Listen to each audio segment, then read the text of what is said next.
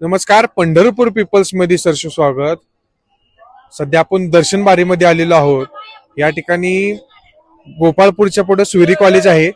कमीत कमी विठ्ठल मंदिरापासून सुमारे 3 ते 4 किलोमीटर लाईन आलेली आहे. श्री विठ्ठल रुक्मिणी मंदिर समितीच्या वतीने ज्या टायमाला या ठिकाणची पाहणी केली होती, गोपाळपूरच्या ठिकाणच्या पुढे लाईन जाईल असं त्यांना समजलं होतं, पण मूलभूत सुविधा मंदिर प्रशासनाच्या वतीने देण्यात अपयशी ठरल्याचे दिसून येत आहेत. तुम्ही मागे बघू शकताय की या ठिकाणी भाविकांच्या सुरक्षेसाठी लाईटची व्यवस्था असणं गरजेचं होतं, पण लाईट इथं दिसून येत नाहीये. पिण्याचे पाणी असू द्या, पिण्याचे पाणी सुद्धा इथं दिसून येत नाहीये. जिल्हाधिकारी सुद्धा 15 दिवस पंढरपूरमध्ये आहेत, मात्र या ठिकाणी येणाऱ्या भाविकाच्या सुरक्षेसाठी दखल कोण घेणार हे पाहणं औत्सुक्याचं ठरणार आहे. याबाबत आपण संबंधित भाविक आहेत आपल्यासोबत, काही भाविक आहेत, भाविकांच्या प्रतिक्रिया जाणून घेणार आहोत. नमस्कार. नमस्कार. कुठून आलाय? नागपूर. नागपूरवरून आलाय.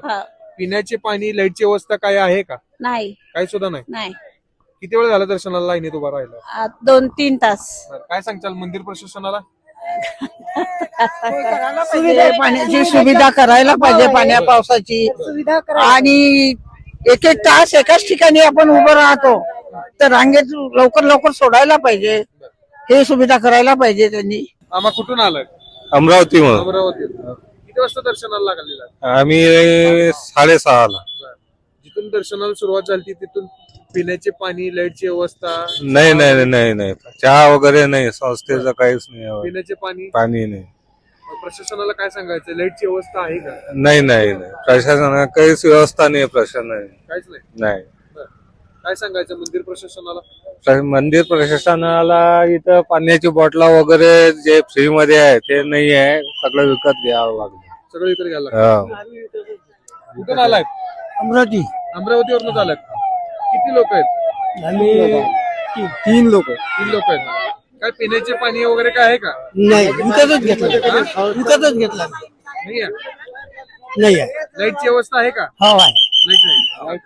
लाईट आहे. तर काहीच नाहीये.